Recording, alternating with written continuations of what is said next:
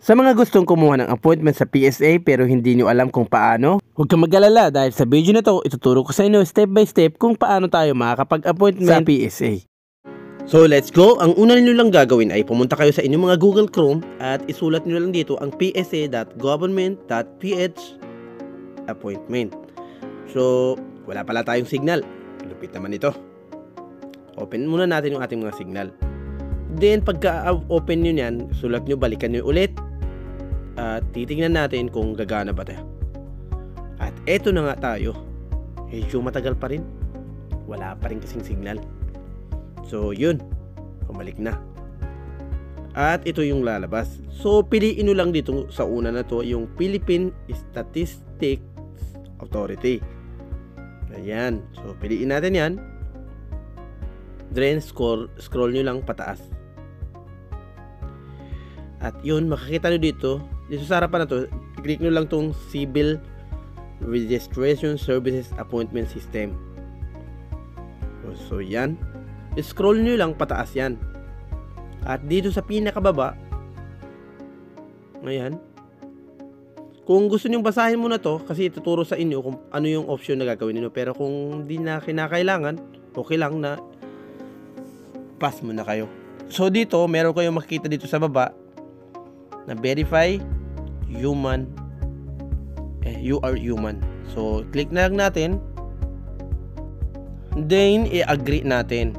So ayun, so next tayo, next. At dito naman ay select lang kayo kung anong purpose ng inyong pag-appointment. So dahil sa atin ay ano lang, kuha tayo ng kopya ng ating birth, ay ito lang yung ating siselect, yung una.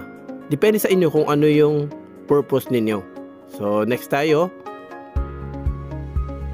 Then dito, choose a region kung saan kayo kukuha. Halimbawa, kung saan lugar kayo gustong magpa-appointment. Then outlet, dito ako sa Takurong.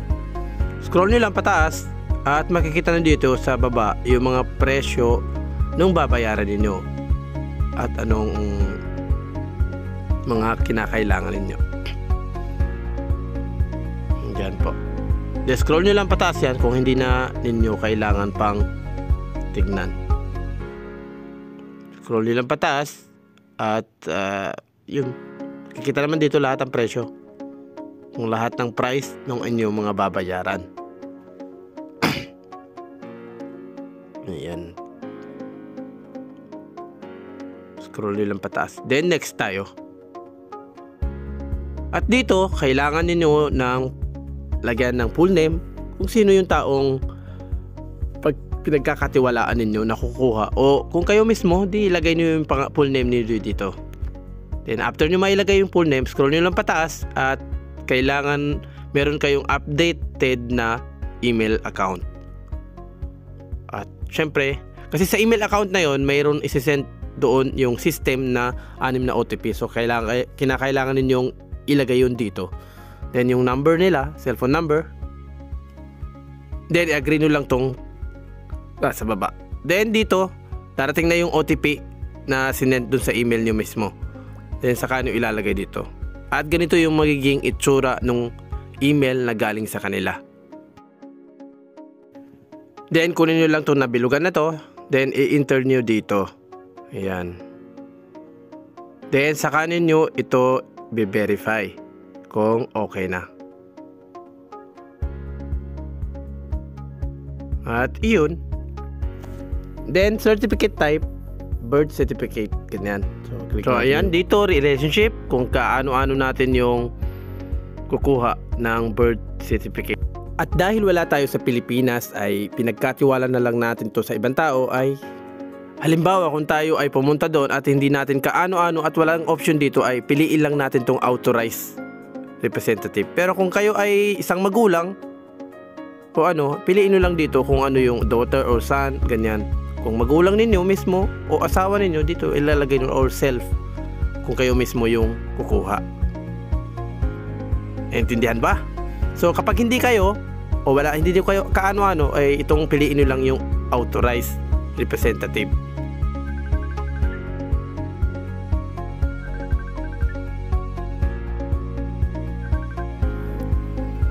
Then dito sa baba, ilalagay nyo lang yung pangalan ng tao na kukuhaan ninyo ng copies ng kanilang birth certificate.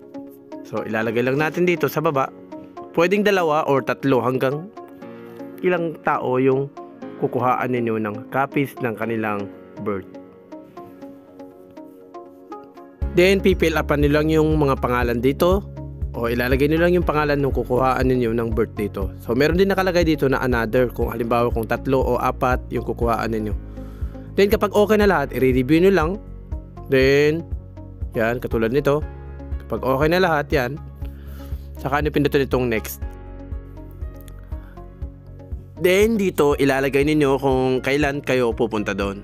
So dahil full na yung ibang mga araw, magsiselect lang kayo kung ano yung araw na available kayo na maayos ang inyong mga schedule.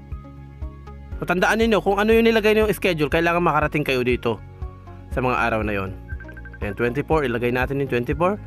Then dahil sa 24 ay puno yung 8 AM, 9 AM, 10 AM, ang available na lang ay 11 to 12 PM. Do sa 12 PM 93% na. Then dito na tayo sa 11 AM. Ayan. So medyo sagabal pa tong si pare ko ya. Hindi naman sagabal, ganyan talaga. Ayun. Saka muna natin yan, saglit lang. 11 AM. So select natin 11 AM dito.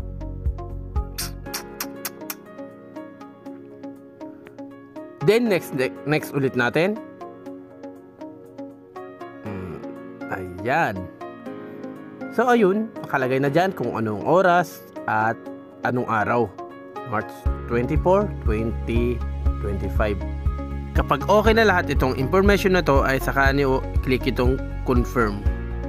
And then ayan, ano na yan. Wait lang natin kung ano yung sasabihin.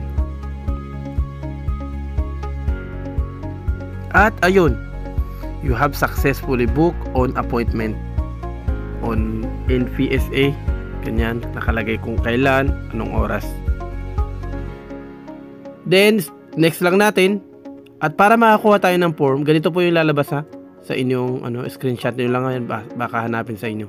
Scroll nyo lang pataas at makikita nyo dito yung print appointment form. So, kunin nyo lang yung birth certificate. Download nyo lang para makakuha kayo ng form kung kinakailangan ninyo talaga na sa bahay pa lang naka-fill up na kayo. Ayan po yung form. At yun.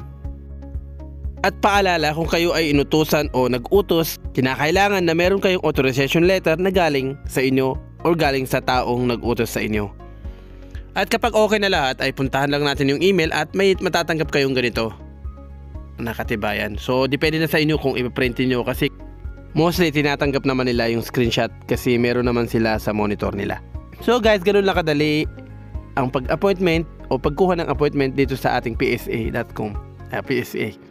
Kung natuto kayo sa video na to, don't forget to subscribe and pakihit na rin yung ating notification bell para lagi kayong updated sa mga bago pa natin video. Maraming salamat guys sa inyong panonood.